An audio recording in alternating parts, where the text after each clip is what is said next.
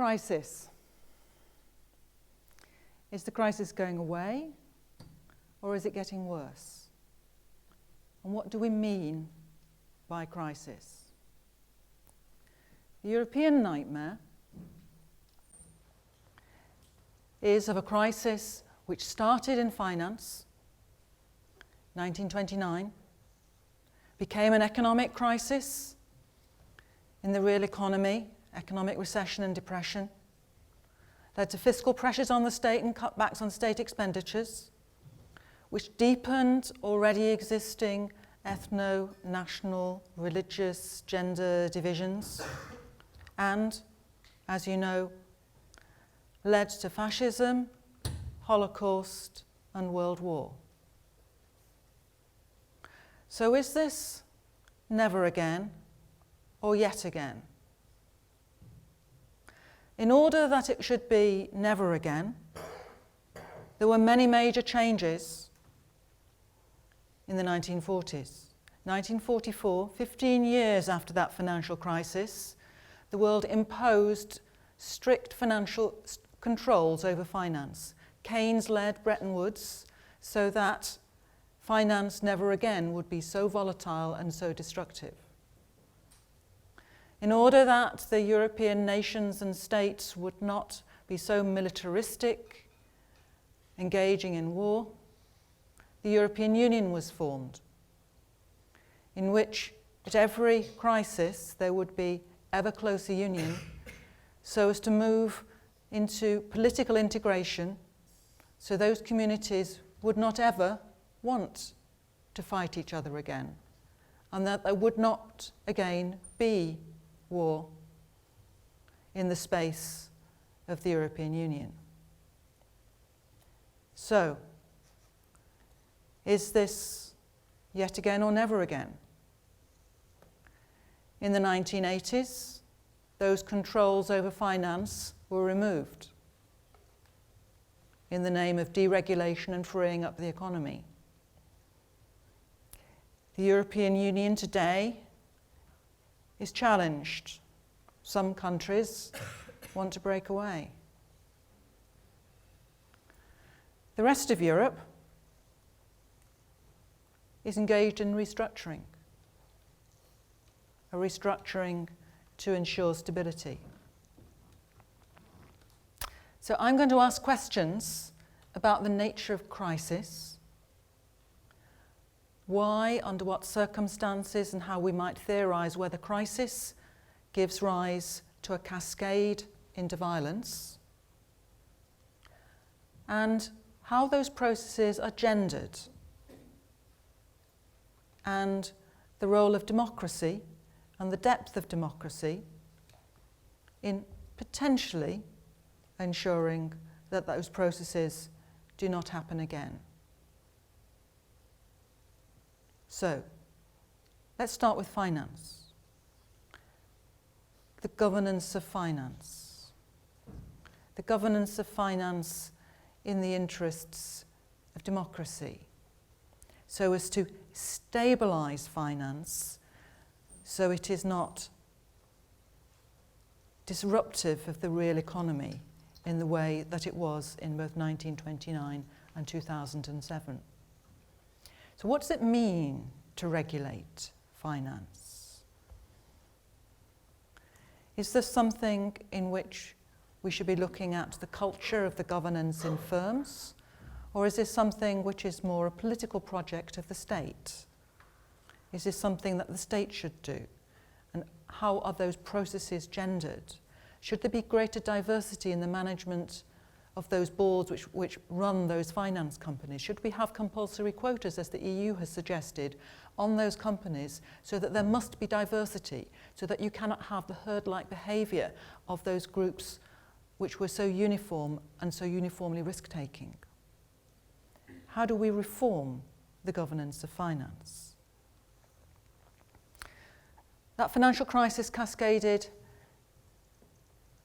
into a real economic crisis in 2008-2009. Dramatic reductions in the real economies all the way across Europe and indeed across North America, uneven in terms of their gender effects. In some places, because the employment relations affected particularly construction and cars, men were disproportionately affected. When the impact of the crisis was felt on the public sector, then it was disproportionately women who were affected. The nature of occupational and industrial sex segregation was crucial to understand the gendering of those processes within the economy and who bore the brunt of the economic losses. The fiscal. When governments were no longer having so much income because of the effect of the crisis on the real economy, they cut their public expenditure. The House of Commons has shown that this was disproportionately cuts on expenditures were suitable for women. Women bore the brunt of those cuts in social security payments, bore the brunt of the cuts in tax credits, bore the brunt of the cuts in the public services, in health, education, and, not least, in the provision of services to prevent domestic and sexual violence. So what have been the consequences?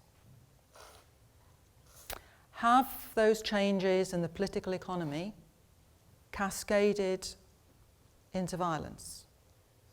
What do I mean by violence? Do I mean by violence all the horrible things that can happen to people when they're violated and harmed? Or do I mean, much more specifically, those physical harms, those physical actions giving rise to physical harms? And in my work, I've focused more on the narrower definition in order to be able to ask the question about the relationship between the larger changes and the specific forms of harm which are linked to violence. So how do we measure it? How do we measure changes? We have some big surveys in Britain. The Crime Survey for England and Wales asks people what's happened to them in the last year.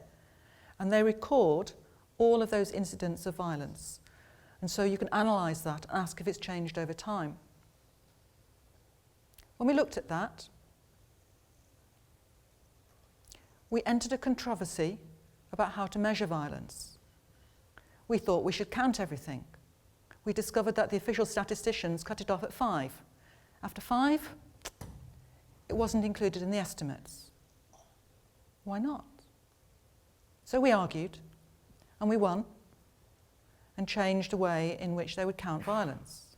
So what happens when you count almost all of those incidents, or all of the incidents? Then you see that the crisis was a turning point, and that violence started to go up after decades long of decrease in violence. That decline was over at the time of the crisis and has been going up. We showed that if you counted all of those violent incidents, it went up. So, but if you didn't count all of the incidents, then it wasn't. And the official government position is that it isn't. What makes the difference? The difference is when violence is repeated. So what kinds of violence are most repeated, that are omitted from the old way in which the figures were done? That's domestic violence. Domestic violence is usually repeated. So the kinds of incidents of violence which were not entering the official estimates were disproportionately domestic violent crime, which is disproportionate against women. So when you count it all, you can see that the increase of violent crime is driven by the increase in domestic violent crime and an increase in violence against women. If you don't measure it properly, you can't see it. Was it only violence against women which went up in the crisis? The week following the referendum, there was a 5-fold spike in hate crime. That is, crime against people in relationship to their ethnicity and religion. It's gone down a bit since, but the consequence of the referendum was an increase of violence against people in relationship to ethnicity and religion. So, we have and are seeing a cascade of the crisis which starts with the de-democratization of the removal of those controls of finance, moves next into the real economy, cascades further into the fiscal and those budget cuts of governments, cascades further into an increase of violence and an increase of social divisions based around issues of ethnicity and religion and gender.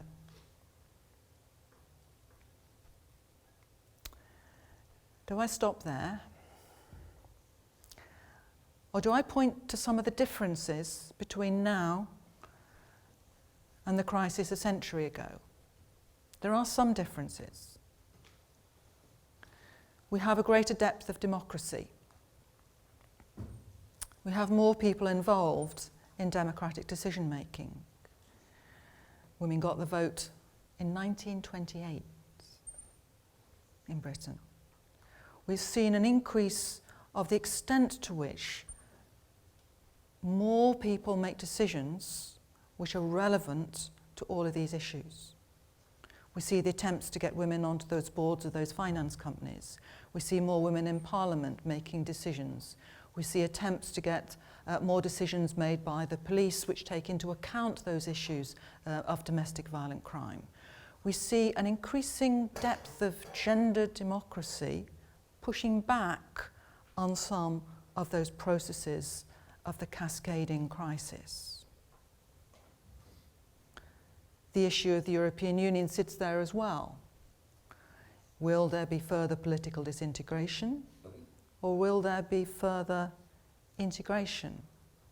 While Britain discusses Brexit, most of the rest of Europe is discussing further rounds of integration so as to provide greater capacity to engage with the instability that finance inevitably will generate. So, the future is still uncertain. And what my discipline of sociology and social science offers us are new ways of thinking about crisis, so that we don't look at this as just simple processes, but that we look at those processes across the whole of society, those big processes of social change, and rethink how society works as a system, how changes in one part affect changes in the other, that finance affects the economy, affects the state, affects those issues of ethnic and religious divisions, affects gender relations, and affects violence.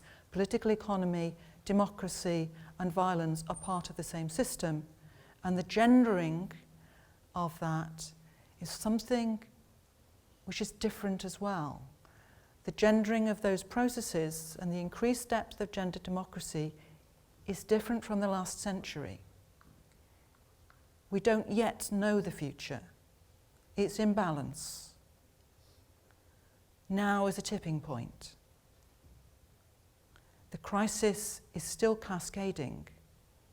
Will it stop? Thank you.